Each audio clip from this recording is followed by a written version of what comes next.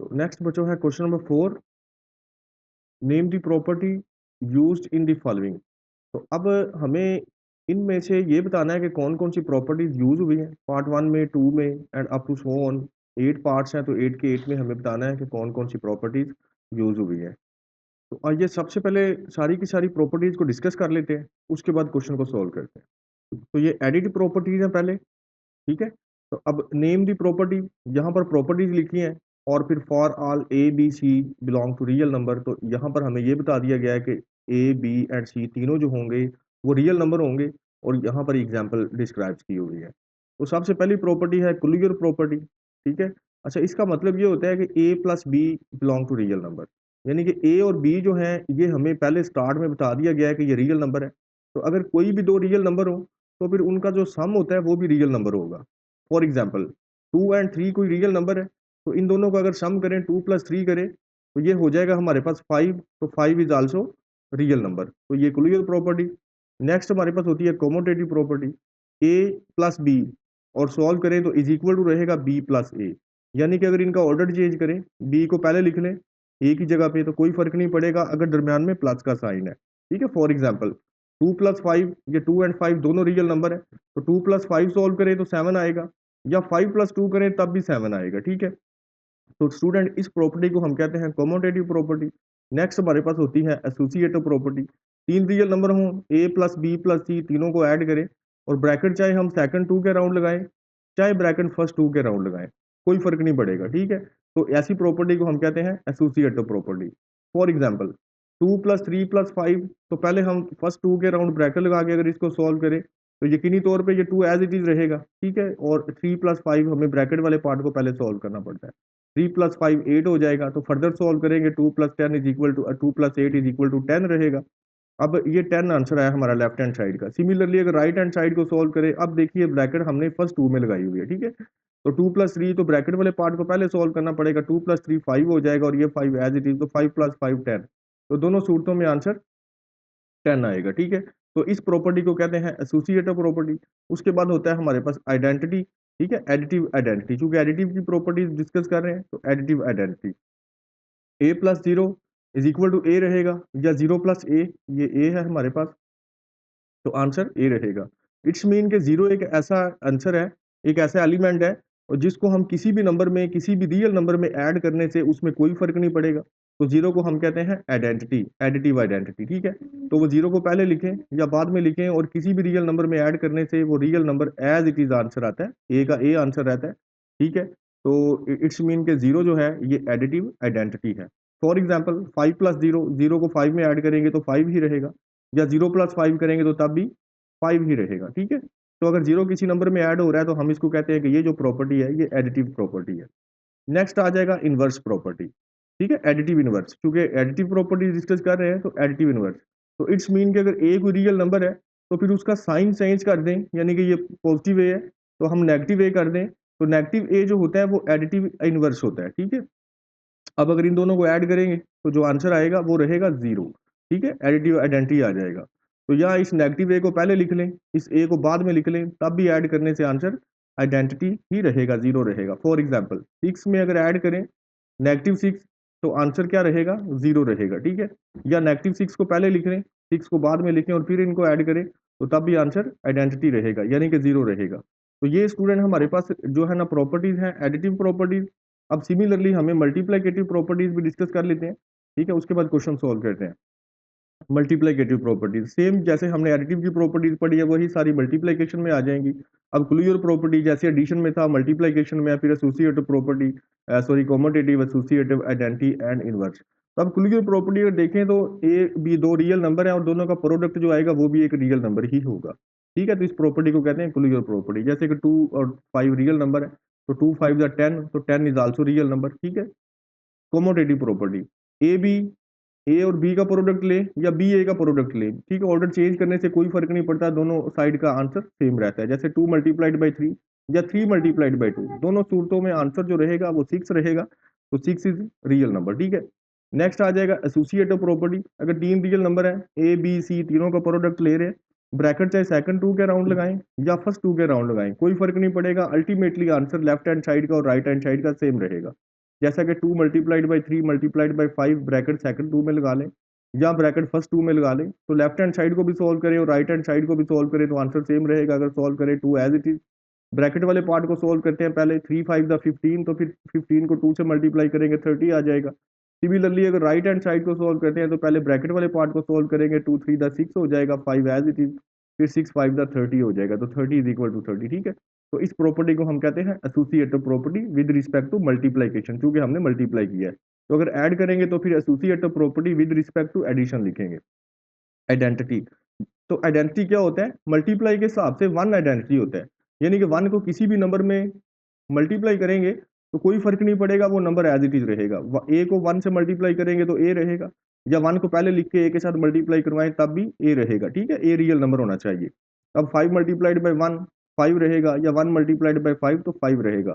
तो ये जो 1 है ये मल्टीप्लाई के हिसाब से आइडेंटिटी है, और 0 जो होता है वो हमने पढ़ा है वो एडिटिव के हिसाब से, एडिशन के हिसाब से आइडेंटिटी होता है। तो फिर इनवर्स, इनवर्स मतलब अब अगर ए है तो ए का एक इनवर्स भी एग्जिस्ट करता है, ठीक है, हर रियल नंबर का इनवर्स एग्जिस्ट करता है। इसको रेसिप्रोकल कर देना होता है, मल्टीप्लाई अगर करना है तो फिर रेसिप्रोकल कर देना। अब ए के नीचे लिखा हुआ है 1, तो फिर इस 1 को ऊपर ले जाए, ए को नीचे ले आए तो 1 ओवर ए, तो 1 ओवर ए क्या हो जाएगा, ए का इनवर्स हो जाएगा, ठीक है। ये दोनों एक दूसरे का इनवर्स है, ए 1 ओवर ए का इनवर्स है और 1 ओवर ए जो है वो ए का इनवर्स है, मल्टीप्लाइकेटिव इनवर्स है, ठीक है। चूंकि इनको मल्टीप्लाई करने से आंसर आइडेंटिटी आएगा, यानी कि 1 आएगा, ठीक है। तो उसी तरह 1 ओवर ए पहले लिख लें, ए बाद में लिख लें, कोई फर्क नहीं पड़ेगा।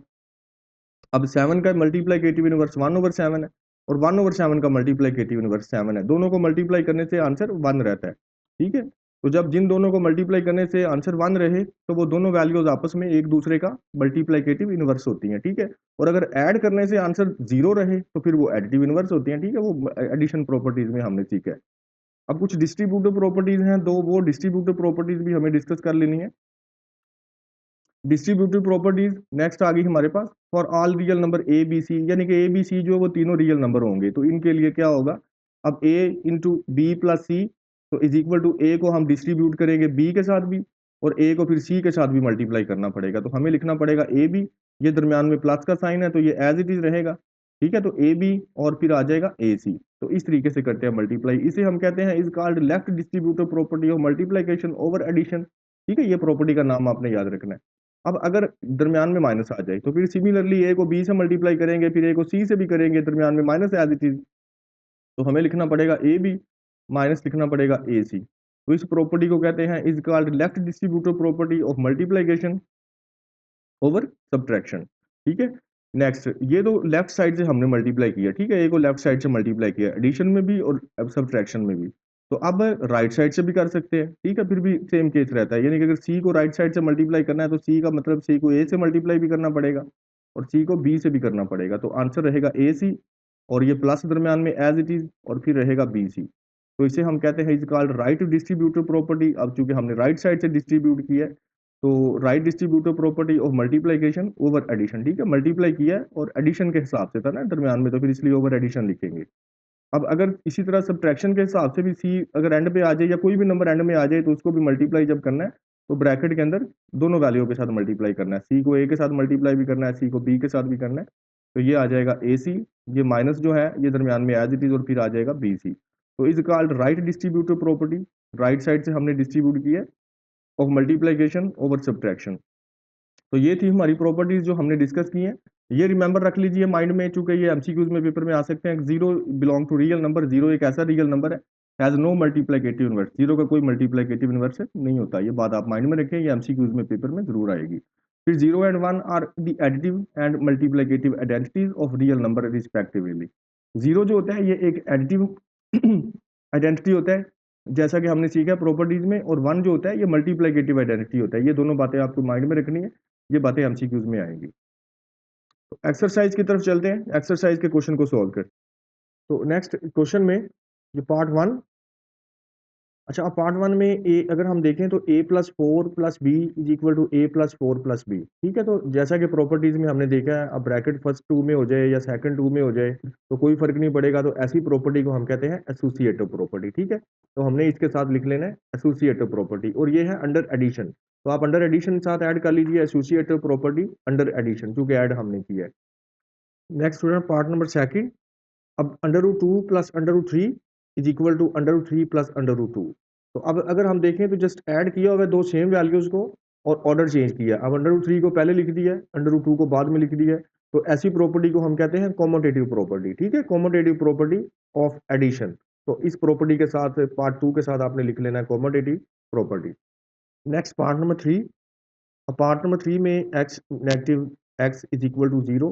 तो अब एक दो रियल नंबर है, ठीक है, दोनों के दरमियान साइन डिफरेंट है, तो इट्स मीन के जो -x है ये पहले वाले x का एडिटिव इनवर्स है। ठीक है, तो इसलिए एडिटिव इनवर्स प्रॉपर्टी यहाँ लगेगी, तो हमें लिखना है एडिटिव इनवर्स। नेक्स्ट हमारे पास part number 4। a into b plus c is equal to a को b से मल्टीप्लाई किया हुआ है प्लस फिर a को c से मल्टीप्लाई किया हुआ है। तो एक नंबर है जो लेफ्ट साइड से मल्टीप्लाई हो रहा है दो वैल्यू के साथ, तो इसको हम कहते हैं left distributive property of multiplication under addition. ठीक है, तो ये आपने प्रॉपर्टी का नेम याद रखना है और इस पार्ट के साथ आपने ये नेम लिख देना है। नेक्स्ट है part number 5। 16 plus 0 is equal to 16। अब 16 एक रियल नंबर है और 0 एक रियल नंबर जिस 16 में ऐड हो रहा है, तो 16 में कोई फर्क नहीं पड़ रहा, 16 एज इट इज। तो हमें लिखना है एडिटिव आइडेंटिटी। 0 एक एडिटिव आइडेंटिटी है जो किसी भी नंबर में ऐड हो तो उसमें कोई फर्क नहीं पड़ता। तो एडिटिव आइडेंटिटी हमें इस पार्ट के साथ लिखना है यहाँ पर property. Next part number 6। 100 multiplied by 1 is equal to 100। अब 1 को किसी नंबर से मल्टीप्लाई करने से जब उसमें कोई फर्क नहीं पड़ता, तो इट्स मीन के मल्टीप्लाइकेटिव आइडेंटिटी। 1 एक मल्टीप्लाइकेटिव आइडेंटिटी है जो किसी भी नंबर में मल्टीप्लाई होती है, तो इसमें कोई फर्क नहीं पड़ता। तो पार्ट नंबर 6 में हमें लिखना है multiplicative identity. Next part number 7। 4 multiplied by 5 multiplied by 8 is equal to 4 multiplied by 5 multiplied by 8। तीन वैल्यूज मल्टीप्लाई हो रही हैं, लेफ्ट साइड में ब्रैकेट सेकंड 2 के अराउंड है, जबकि राइट साइड में ब्रैकेट फर्स्ट 2 के अराउंड है।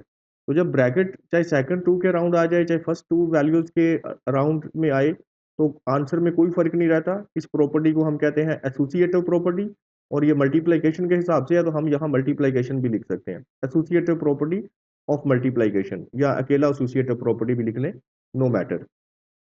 Next part number 8। A B is equal to B A.